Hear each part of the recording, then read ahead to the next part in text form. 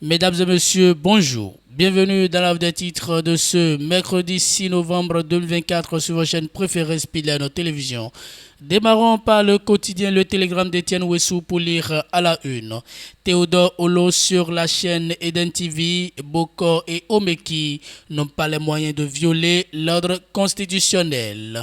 Exigence simultanée de la carte d'identité et du CIP, le gouvernement met fin au calvaire des populations. Alassane Seydou fait une mise au point. Le ministre de l'Intérieur renseigne que le certificat personnel est un document administratif au même titre que la carte nationale d'identité biométrique. Il a fait savoir à travers un communiqué en date du 31 octobre 2024. Ce rappel est consécutif à plusieurs plaintes reçues par l'autorité ministérielle qui font état de ce que des structures privées et même publiques exigerait aux citoyens de présenter les deux pièces d'identité pour obtenir des services. Le ministre de l'Intérieur instruit les structures, qu'elles soient publiques ou pas, à ne réclamer que l'une ou l'autre des pièces.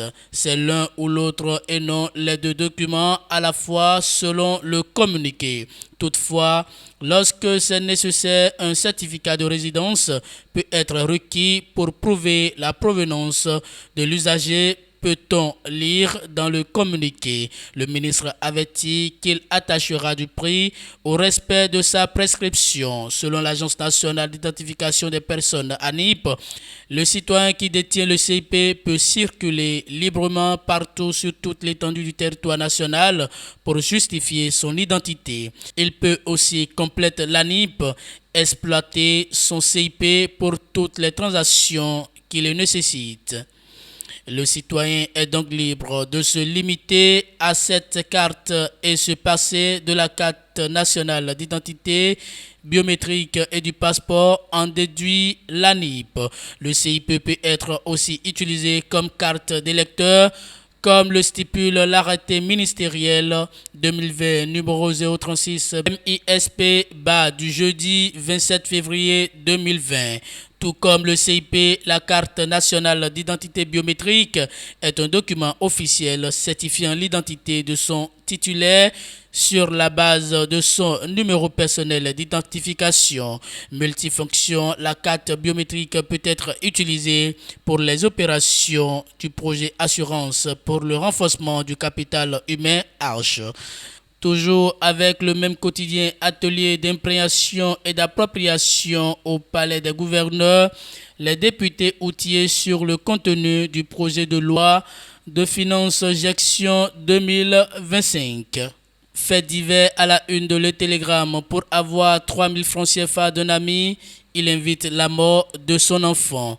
Quant au quotidien, les 4 vérités, on aperçoit à la une. Élection générale de 2026, l'appel de Karim Da Silva pour la continuité de l'héritage Talon. Il est de notre devoir de rappeler que ces actions s'inscrivent dans une lignée d'excellence remontant à ses ancêtres, dit-il.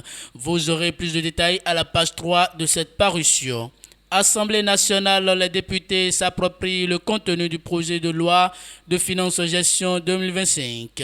Ils sont désormais outillés afin de mieux contribuer au débat. Restitution d'un tabouret royal au Bénin. Voici comment Marie-Cécile Zissou a percé le mystère du 27e trésor d'Abomey en Finlande.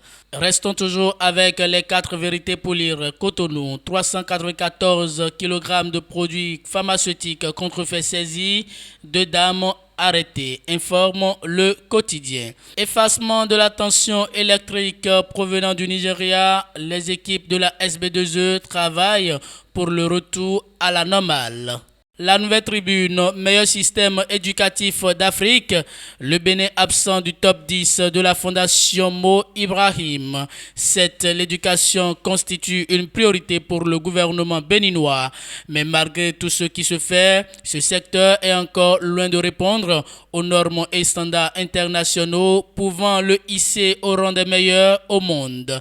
C'est du moins la lecture qui se dégage du dernier classement des meilleurs systèmes éducatifs africains de la Fondation Mo Ibrahim, où le Bénin reste introuvable dans le top 10. Vous aurez plus de détails dans les colonnes de ce journal. Institut national de la femme au Bénin, départ et dénonciation de la Camerounaise. À l'occasion de la journée de l'unité allemande, l'ambassadeur d'Allemagne célèbre l'unité et les relations renforcées avec le Bénin.